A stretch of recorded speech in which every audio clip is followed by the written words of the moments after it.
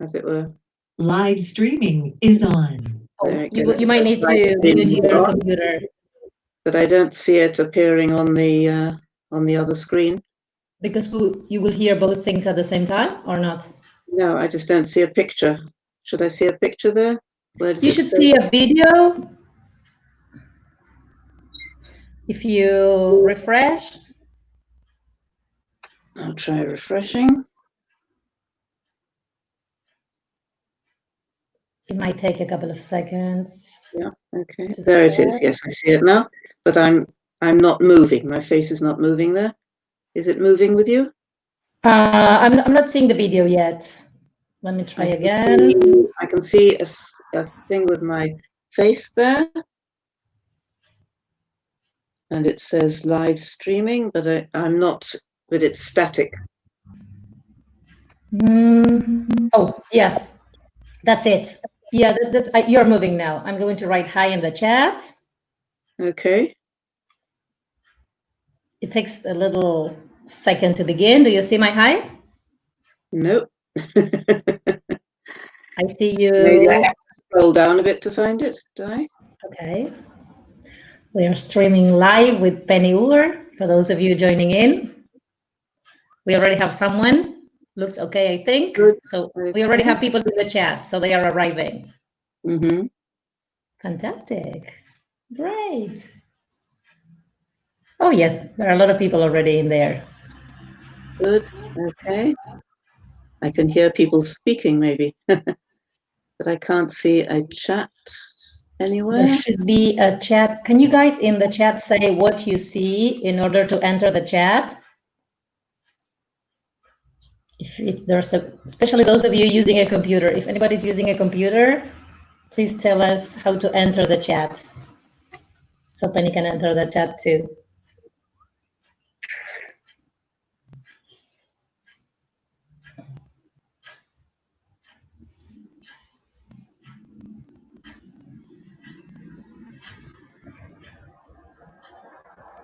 No, well, never mind. We'll manage without. Don't worry. Can't see it anywhere. But you can see the chat, right? Yes. I see all the comments. Perfect. Okay, so you'll tell me if there's any questions, okay? Of course I'll do. Okay.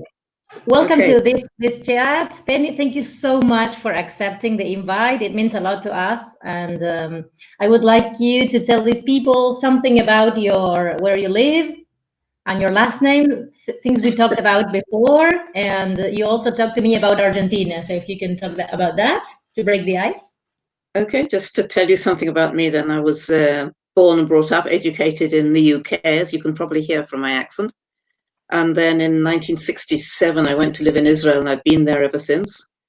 And I spent many years teaching in schools, elementary schools and middle schools and high schools, and found I was quite good at it. So I started writing articles, and eventually the articles turned into books. And if you know my name, you probably know it from the books. So that's where I'm coming from professionally. Otherwise, I'm married to an Israeli. I have 4 children and 11 grandchildren, and pretty well settled here. Anyway, you asked about my name. When I married, my husband had a rather complicated Turkish Jewish name, so we decided to make it into a Hebrew one, and we chose the name Ur, which is originally from Ur of the Chaldees, which is where Abraham came from. So that's the origin of the name.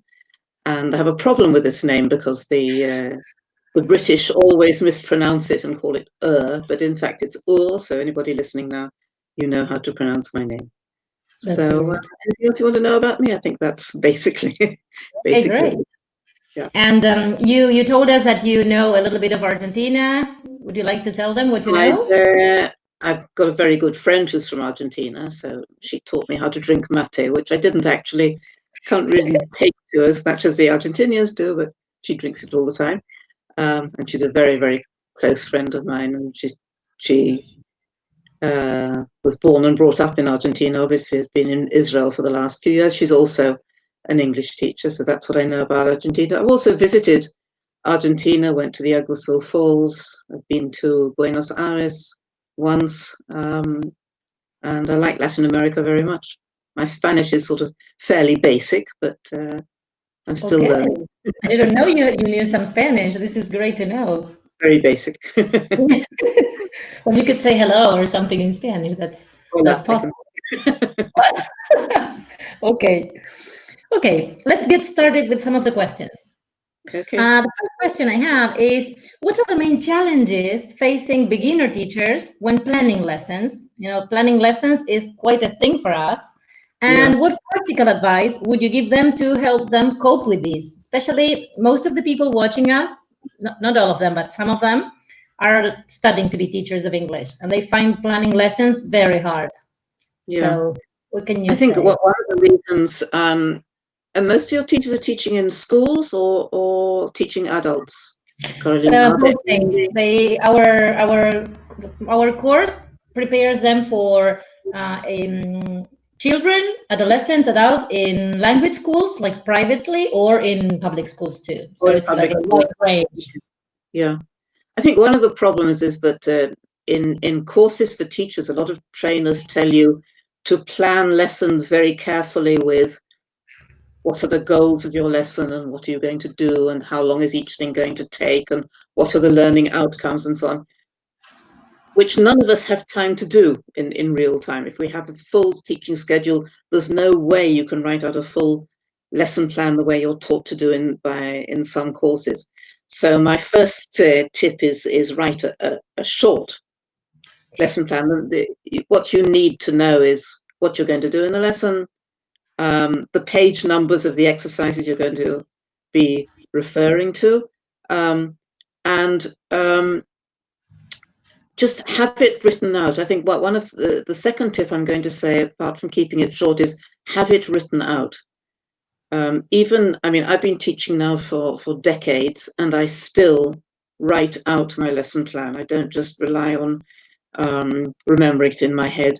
And even if I don't actually look at it, the fact that it's there on a paper at my elbow is very important. So if I need to refer to it, I've got it. So keep your lesson plan short, write it out, even if you don't look at it. Third tip is plan more rather than less. You can always skip things, but if you don't plan enough and you suddenly find you have nothing to do, that could be a problem. So plan with a reserve. I mean, I'll do this and this and this, and I'll also do this if I have time. Okay, another two minor tips. One is when you're planning what order to do your lesson, start off with the harder things because they're usually the students are fresh at the beginning and do the easier things later. And the last thing is on this subject is finish your lesson with something nice. You want them to go out of your classroom with a smile on their faces. So, ending up with, look, guys, how we've got through this lesson. We've done this, this, and this. Congratulations, you've really done a lot. Or ending with a little game or with younger children with a song or just something really nice so that they leave the lesson with a smile on their faces. And it needs planning because you need to make sure you do leave a couple of minutes at the end before the bell. You have the bells in Yes, we do. In schools. So you want to finish before the bell goes because as soon as the bell goes, they're going to start packing up and they're not listening to you. So you need to make sure you put this stuff in before the bell goes. So you need to keep an eye on your watch all the time. Okay, yeah, our students start packing before the bell rings sometimes. Yeah. So yeah, so you need to keep an eye on the clock or on your watch. Yeah. And how do you think lesson planning? and how do you think lesson planning changes when you are a student teacher and when you are already teaching like independently? Because for our students, the lesson plan is usually more descriptive and we need more details of what they want to do so that we check that we agree on because sometimes we assume they're going to do something in a specific way and then just by putting the name of the activity or the page number of the book and then we see something different in class. So is it okay that during the course when they are training to be teachers, lesson plans are a lot longer than in real life? Yes, that's what I'm saying. When you're doing your practice teaching, And when you're actually in a course, you do need to write out fuller lesson plans, and of course the teacher trainer will check them and help you with them. When you're actually in the field, you won't have time to do all that. Perfect. Because you're teaching. I don't know how many hours a week do your teachers teach, Carolina? Normally in a public school, say how much? This is a terrible question. You know that we are paid so little that we get as much as possible. And so we might be working like with 10 courses or 11 or 12, each one with about 2 hours, clock hours a week, distributed during the week. Between 20 and 30 hours a week, lessons a week. Yes. Which is a lot. And if you're going to write out these very detailed lesson plans that you get taught in your courses, you just won't be able to do it. So you need to make sure what's essential.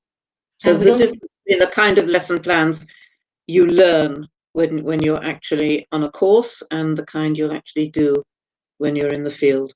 But it's important, as I say, to keep planning, not to just walk into your lesson thinking, well, I'll just improvise. It doesn't work. Not even for someone with a lot of experience like me. And someone in the chat says, Flavia in the chat says that writing longer lesson plans in teacher education is a learning activity. That's how they learn to plan. Exactly. That's what I'm saying. That while you're learning, that's fine. When you've got time, because you're only teaching when you're learning. When you're in your course, you're only doing what, 2-3 lessons a week, maybe, which is a big difference.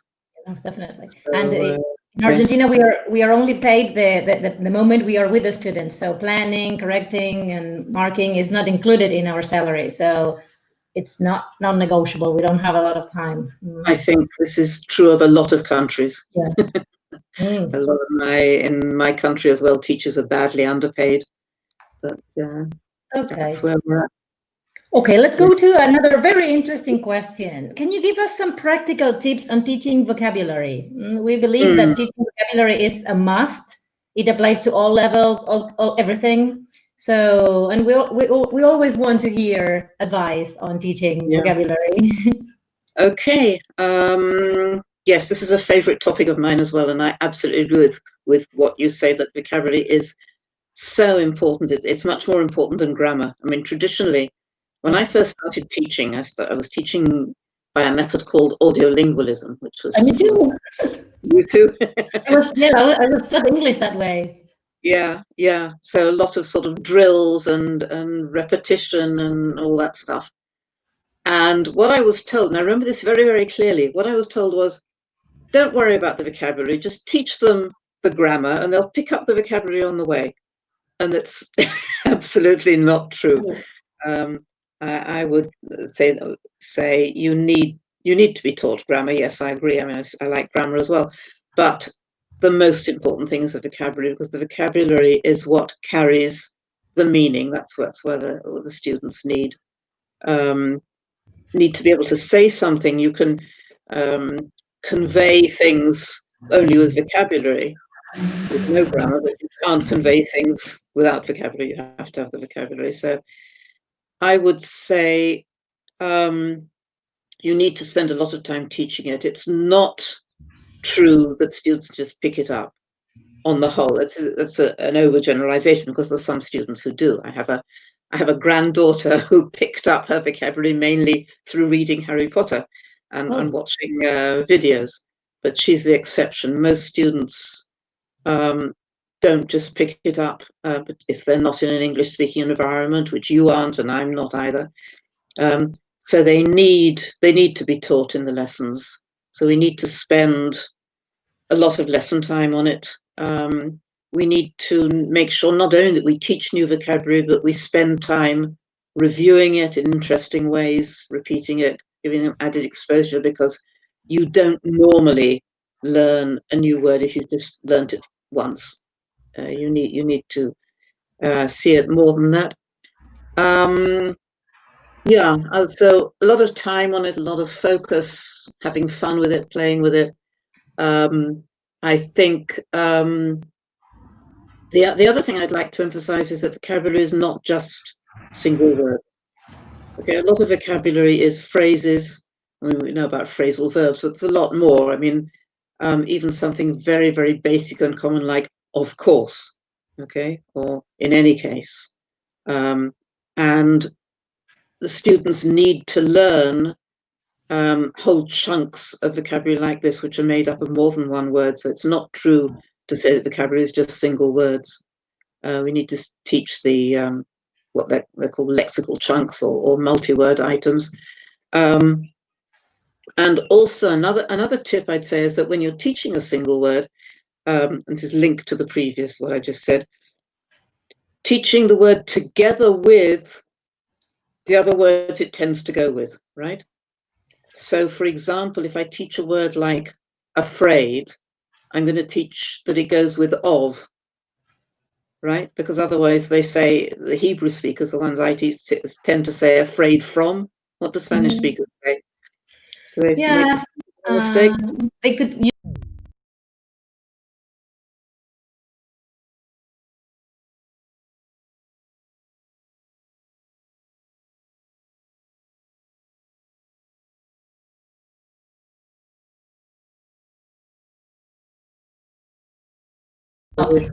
just a Sorry? second, please. I think the live stream stopped. Okay. Has someone said? Oh no, we're back. We're back. It was just a little second, but it's back. It's back. There we are. Okay, there we are. Sorry about this. It was a little problem. It never happened before. Yeah. I don't think they missed much. Anyway, it Can was you hear me okay though? Can you hear me clearly? Yes, I think everybody can hear us now again. Yeah, it was a little disconnection problem in the middle. Yes, just a couple of seconds. We're back. I don't know what they missed, so I don't know what to repeat. But I don't know if you would like to say what you missed, but I think they didn't miss much. What I said, now we're back. to teach groups of words, lexical chunks, expressions, phrases. They heard all the chunks. Yeah, there are comments on the chunks in the chat. Right. Do you remember, or would you like to share specific activities or specific experiences in which teaching vocabulary was the main goal of the lesson, and you remember that activity or that experience as something meaningful or you're proud of? An activity, well, most of the activities which I talk about and I'm interested in are activities which get students to review new vocabulary, because teaching new vocabulary is not so much of a problem, and it can talk about different ways you can explain meanings. But an activity which I use all the time, which is very, very good, is something I call recall and share, where you put up all the new words and expressions on the board, or screen them on the board, project them on the board, that you want the students to learn, and you say to them, okay, guys, you have 1 minute to photograph in your minds the words that are on the board, and you give them 1 minute to photograph, but they're not allowed to write anything down. And then you take them off the board or delete them, and challenge them to remember as many as they can.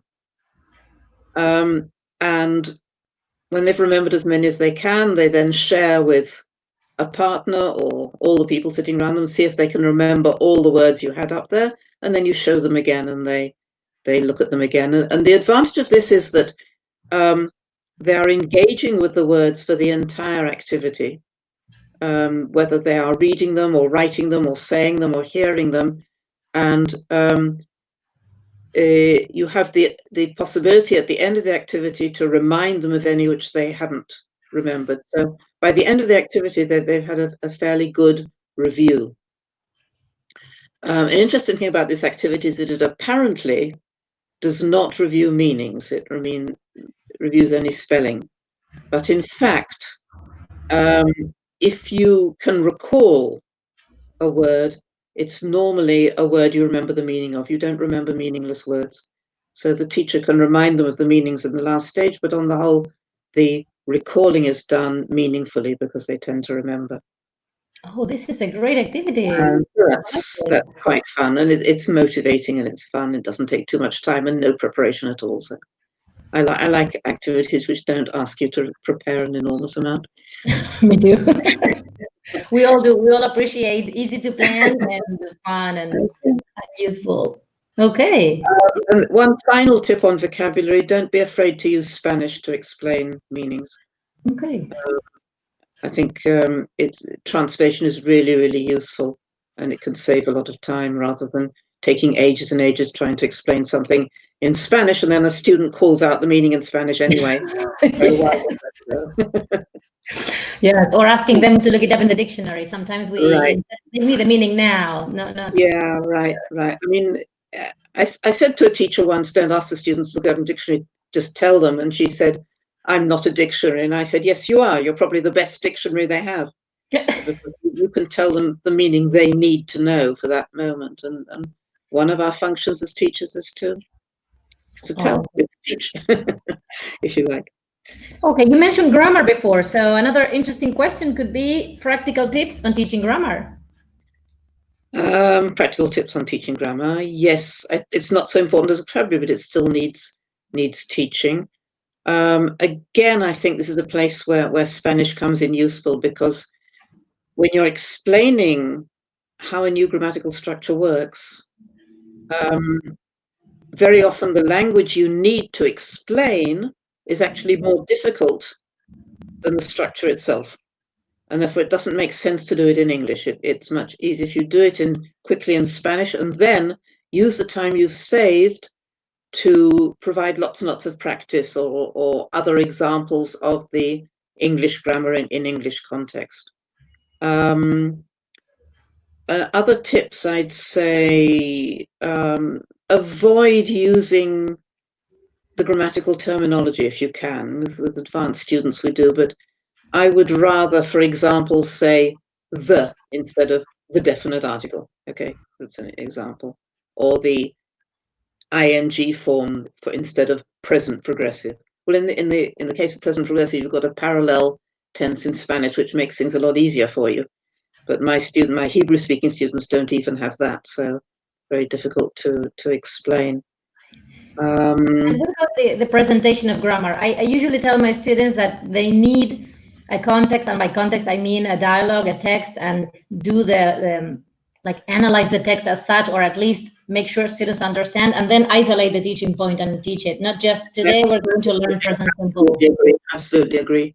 I mean, I've gone into a class once and seen a teacher write up on the board the present perfect, and then they start explaining the present perfect without giving any example of a sentence which uses it or anything like that, which is really, really bad. And I was not very pleased with that teacher. You've got to, first of all, as you say, give an example in context, sure it's clear, and then explain it and go on from there. And again, as with grammar, as with vocabulary, you do need to review it. With something difficult like the present perfect, I mean, the form is not so difficult because you've got it in Spanish, but the meaning of the present perfect in English is really tricky, and very often students don't get it the first time, and you need to represent it later on. So that's another tip. Yeah. Are there any questions coming up, Carolina? Yes, of course. There's something about teaching grammar that is that when we teach grammar, I strongly believe we should focus on the function a lot, function first. And when it comes to assess the knowledge of grammar, sometimes our tests are a little bit focused on the structure rather than on the function. Yeah. So yes. Do you have any practical tips about that? No, I totally agree with whoever wrote that. It's a problem that the tests seem to focus on the form rather than the meaning, and we need to devise tests where it is the meaning which is paramount. So you need to teach both, obviously. Yeah. Do you have any again, I'm going to ask for your examples, any lessons or activities or something that you have found super useful to teach or to assess grammar or to present grammar? Practice again. I mean, I'm into practice. I'm not very good on assessment. I'm good on teaching. But okay, an example, one of my favorite activities for teaching, if we're talking about present perfect again, is an activity called exclamations, which if your students, your audience have read grammar practice activities, they've probably seen it, but for those who haven't, I'll explain it. You give the students a whole lot of exclamations like congratulations, or I'm sorry, or hello, or thank you, or wow. And you ask them to say what has just happened to make someone say that. So, for example, if they choose the exclamation, congratulations, it might be something like, I have just passed my driving test, or I've just got married. And you ask the students to choose any of the list of exclamations they want and write a sentence using the present perfect, which says what has just happened to make someone react with that exclamation. So they write down, I have just got married. And then you say, okay, read me out your sentence, and the rest of the class has to guess which exclamation you are thinking of. And so they read out, I have just got married, and the rest of the class maybe guess congratulations. But there's always some wise ass in the class who will say something like, oh, I'm so sorry. Something like that. That makes everybody laugh. But as soon as you see they've laughed, you know they've understood. So that's also good. And it's a fun exercise. So that's it's lovely. And if you want to look it up, it's in grammar practice activities somewhere. All right. Yeah. Let's move on to another question. We often have to give written tests in our lessons. And what are some common problems with these? And what can we do about them? I'm assuming that we're talking here about tests which the teacher is giving in order to check that they've learned the grammar or vocabulary or reading text or whatever it is. Okay, it's not a sort of high stakes. Do you have a Matura test or something like that? Or do you have any kind of school leaving test in English in Argentina? Not school leaving, no, not in school, in compulsory education. We do have the international exams, but they are optional. Okay. So one which the teacher gives, one of the problems is test anxiety. The students get uptight if they know that a test is coming up, and there are various tips I can give which help us cope with that. One is giving lots and lots of advance notice, making sure that they know there's going to be a test on this day, a week or two in advance, and this is exactly what you're going to be tested on, and these are the test items. So part of the anxiety comes from not knowing exactly what they're going to face. So we need to make it clear to them when it's going to be, what it's going to include, how it's going to be graded, and everything. And another useful tip is run a rehearsal. In other words, a few lessons before, do a sort of similar test with them, but doing it with them and going through the answers with them, so they're familiar with it and they've sort of rehearsed it and they get to know it. Another tip which your teachers might like to try out is getting the students to compose the test. In other words, I spend a lesson saying to them, this is the material, the grammar or vocabulary which we're going to be test. You write test items and give them to me. I take in the test items, I correct them if necessary, and then I compose the test based on their ideas. So it's a test which, in a sense, they've composed, and they know, well, some of them, I mean, obviously they're doing it in small groups or even individually, so they won't all know what the other ones have written, but it's coming from them. And this also helps to lower test anxiety if they know that they've learned it themselves, they've prepared it themselves. I think that in Argentina, maybe test anxiety is not one of our main problems, but at least my experience is that students don't remember, they don't study. We have this lack of motivation, and our schools are kind of under pressure because it's compulsory, and so they deserve a chance to pass and stuff like that. And also that sometimes I try to keep an eye on assessing what matters, to focus on the right things, not just, for example, grammar structures, meaningless grammar structures. Yeah.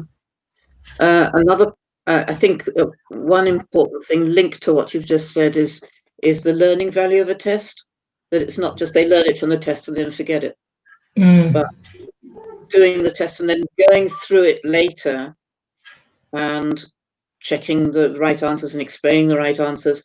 And then if there are any mistakes which came up, which sort of keep on coming up, noting for yourself, yes, I need to reteach this, I need to do it again, I need to make sure it's included in the next test because they don't know it yet. So it's the learning value of a test, which is also really important. Lovely, the learning value of a test. One final tip about tests is that one problem I have with test giving in my classrooms is that some students finish early. So, and they're sort of hanging around, and some students finish later. And what do you do about that? And I've got two tips here. One is, and I'm not quite sure how acceptable this is to your teachers, but when I design my tests, I give an optional last section, which and the total of the rest of the test, the compulsory part, is 100%. So if they do all the rest of it, they get 100%. But if they do the optional, which they do if they finish early, or the stronger students, faster working students, then they can get a bonus.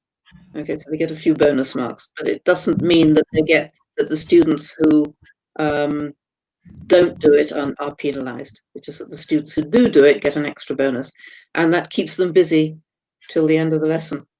So that's just a tip, which I don't know if you think about it. That's good. That's good.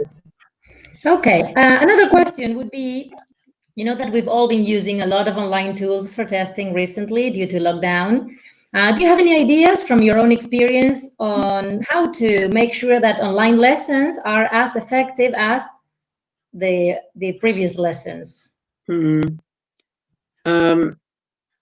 as effective as I don't know whether you agree, but I think that online lessons could never be quite as effective as face-to-face. You need, somewhere along the line, you need the personal contact, the face-to-face contact with the teacher and with the other students. But having said that, when I started teaching online recently, I was pleasantly surprised how well it went and how much the students did participate. There's a problem of dropout.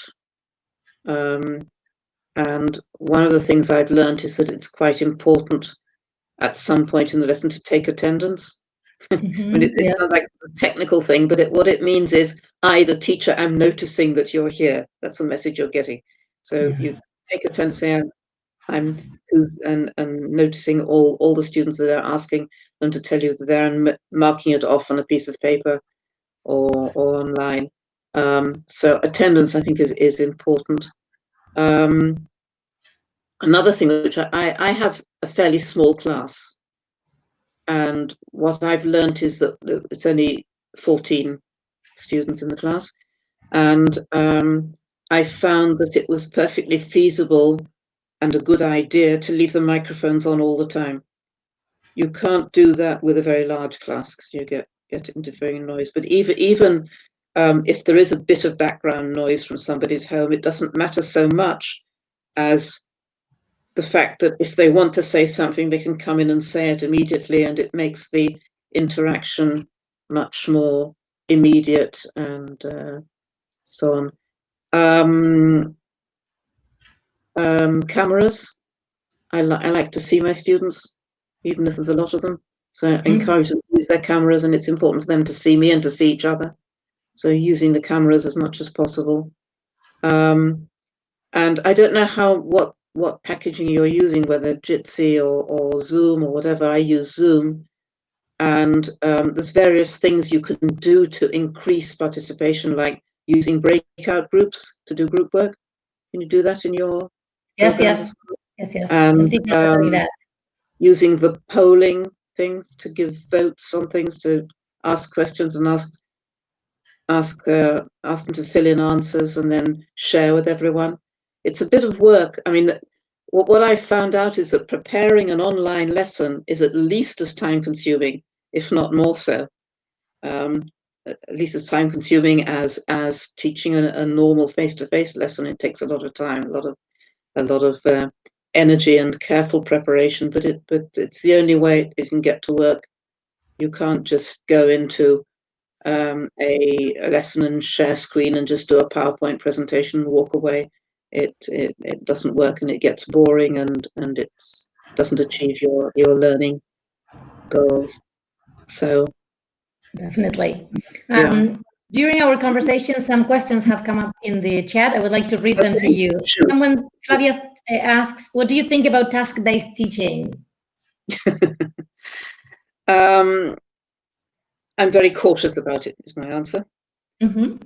I think task-based, I think doing communicative tasks has an important place in the classroom. I would not base my entire program on it, except if I'm working with a very advanced academic group. I mean, I was working with a group of teachers who were publishing their research in English and needed advanced English, and almost all my lessons were based on tasks.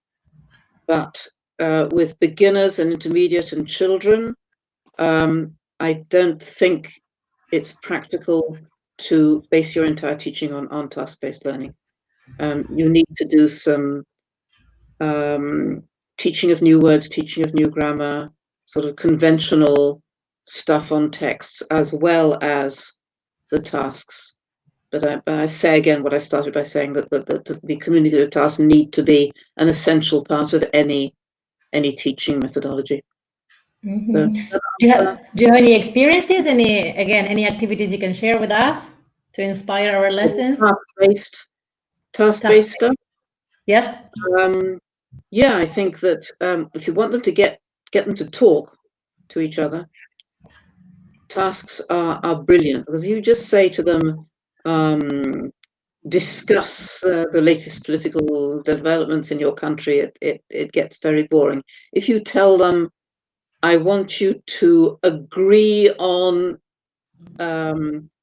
a solution to the following problem, and you give them a dilemma problem or something to decide about, then you get much better talk at a higher level, because then they're actually talking for a purpose.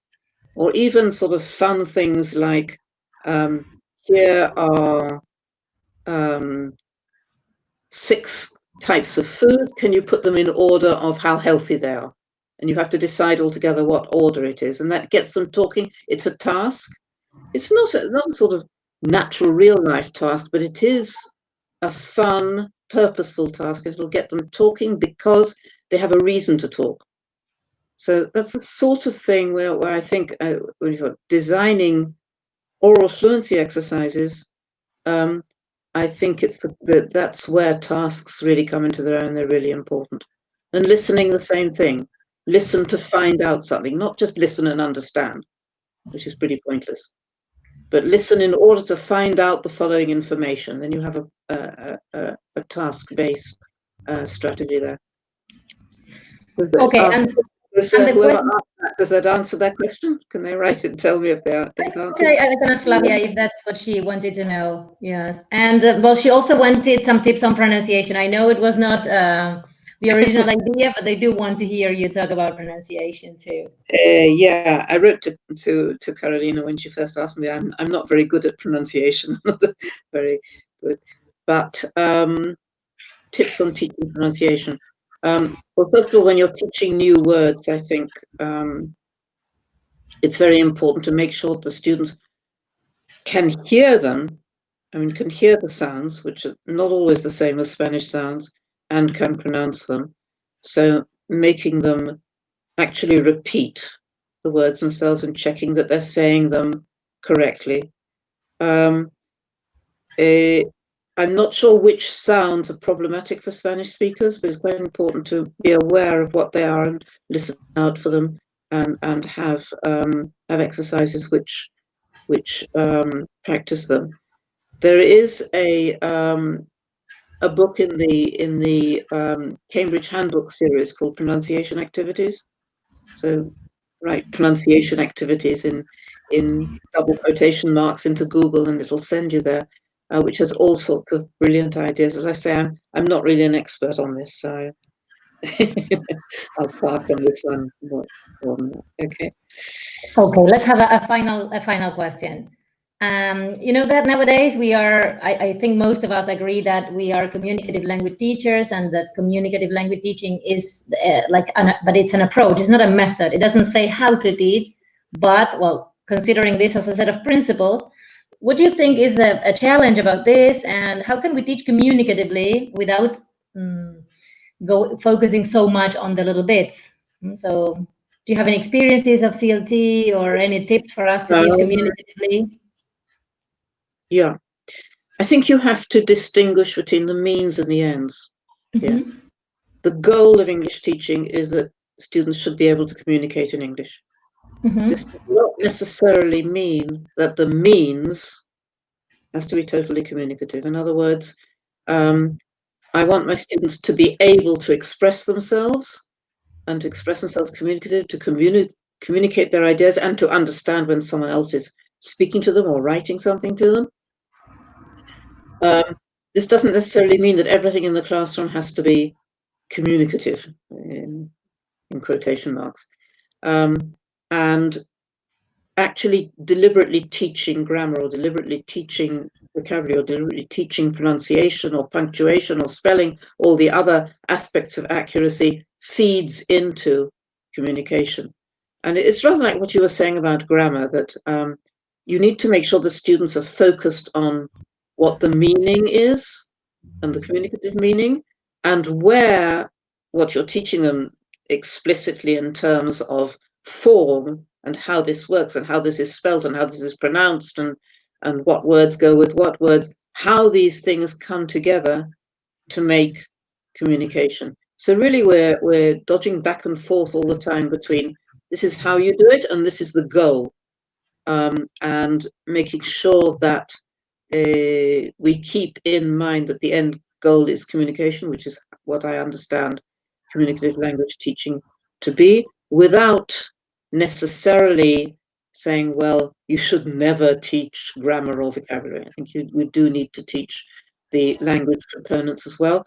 And it's quite important for students to know that they are using correct language, not just getting their ideas across any old how, but getting them across reasonably, acceptably, and accurately.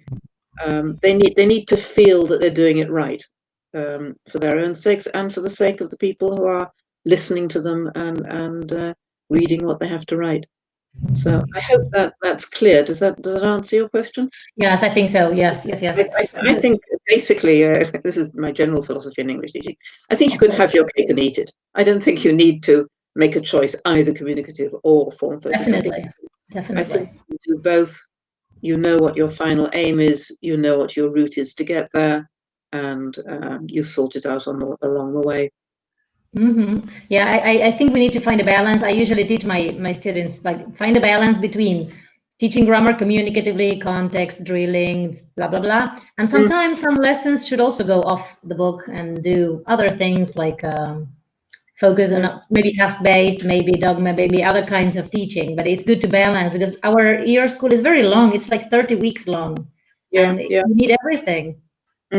I would add to that I'm not sure you need to separate them out. I think when I'm teaching grammar, it's not enough just to do sort of gap fill exercises or multiple choice exercises or matching exercises, making sure they get the grammar right, but to do grammar exercises which emphasize using the grammar to make meanings and to understand meanings.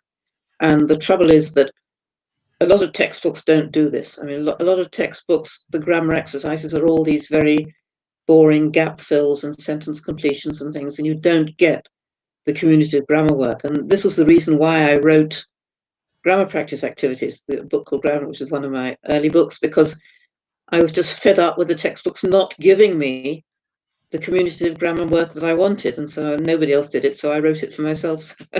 And I found that. Would you like to share one of those activities with us? Well, that was like, for example, the one I told you about before with the exclamations. So I say to the students, this is an exercise on the present perfect. I expect you to give me sentences of the present perfect, but there is some reason for it. There is, and what we're focusing here on meanings and understanding the meanings. I mean, if you get the past participle wrong, then I'll correct you, but that's not so important. What I'm interested in here is what your present perfect sentences mean and what they convey to the rest of the class. And let's play with the meanings and the communication through the grammar. I hope I'm clear. Yeah, super clear. People in the chat are very happy. They say thank you a lot for sharing the tips. Absolutely, I agree. The comments are about that, especially. Oh, good. So I'd like to thank you a lot for this. And my pleasure, Caroline. And if your students want to, if your students, your participants or the teachers or the students want to get in touch with me personally, that's fine. Share with them my email, and Okay. I'll be happy to answer any questions personally. Oh, So, that'd be great. okay. Okay. I'll start the streaming. Thank you so much. Okay. So Thank you. Okay.